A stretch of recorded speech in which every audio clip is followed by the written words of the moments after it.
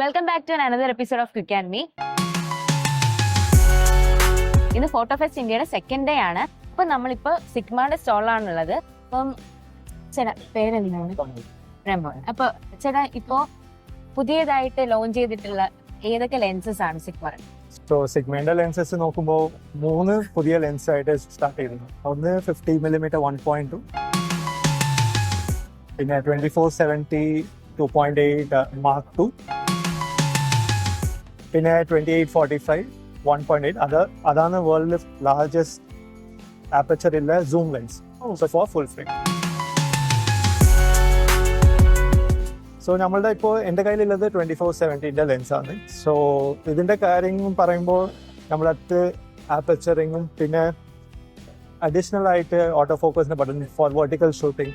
അതല്ലാതെ ഇതിൻ്റെ സൈസും നമ്മൾ കുറവാക്കാൻ പറ്റി. കാര്യം ഇതിൻ്റെ ഇല്ല ഡയഫ്രം പിന്നെ മാനുഫാക്ചറിങ് പ്രോസസ്സ് മാറ്റിയപ്പോൾ ഇതിലുള്ള സാജിറ്റൽ ഫ്ലെയറും ബാക്കിയുള്ളതൊക്കെ. പക്ഷേ ഈ ലെൻസ് നമുക്ക് എൽ മൗണ്ടിലും പിന്നെ ഇ മൗണ്ടിലും അവൈലബിൾ ആണ്. സോ ഇതാണ് 2470 Mark II. ഇതിന് വെയിറ്റ് എത്ര? വെയിറ്റ് നോക്കുമ്പോൾ നമുക്ക് 20% Mark I കാട്ടിലും കുറവാണ്. സോ അറൌണ്ട് 800 സംതിങ് ഗ്രാംസിലേക്ക് വരും. നെക്സ്റ്റ് ഏത് ലെൻസ്? നെക്സ്റ്റ് നമ്മൾ നോക്കാൻ പോകുന്നത് 2845, വേൾഡ്സ് ഫസ്റ്റ് 1.8 ആപ്പർച്ചറിൽ 2845 for full frame.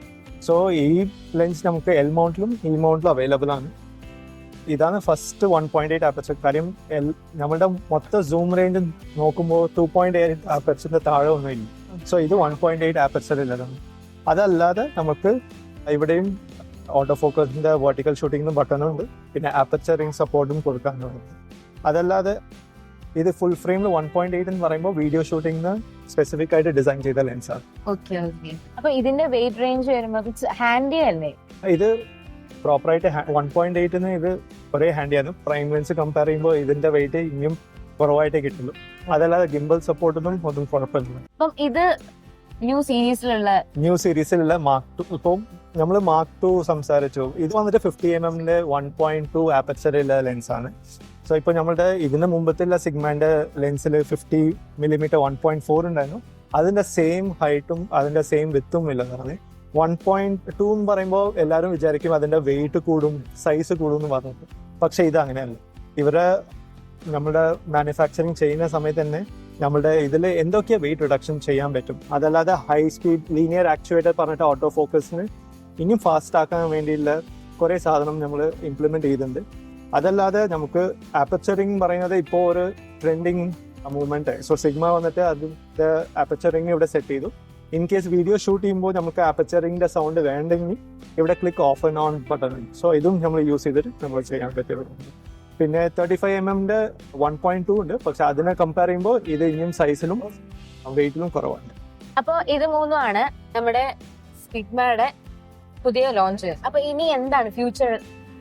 So future എന്ന് പറയുമ്പോൾ നമ്മൾ ഇപ്പോൾ ഉള്ള ലെൻസിന്റെ അപ്ഗ്രേഡഡ് വേർഷൻ എങ്ങനെയും എക്സ്പെക്ട് ചെയ്യാൻ പറ്റും. സിഗ്മന്റെ സീരീസ് എന്ന് പറയുമ്പോൾ കുറേ ഉണ്ട്. Art to contemporary to sport എന്ന് പറഞ്ഞിട്ട് കുറേ വേർഷൻസ് ഓഫ് ലെൻസസ് ഉണ്ട്.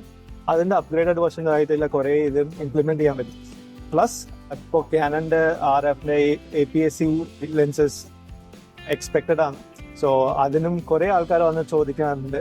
സോ അത് റിലീസായ പിന്നെ അതിന്റെ റെസ്പോൺസ് എങ്ങനെയാണെന്ന് നോക്കണം, waiting. Okay, thank you so much ചേട്ടാ എല്ലാം എക്സ്പ്ലെയിൻ ചെയ്ത് തന്നതിന്. അപ്പോൾ താങ്ക് യു സോ മച്ച്.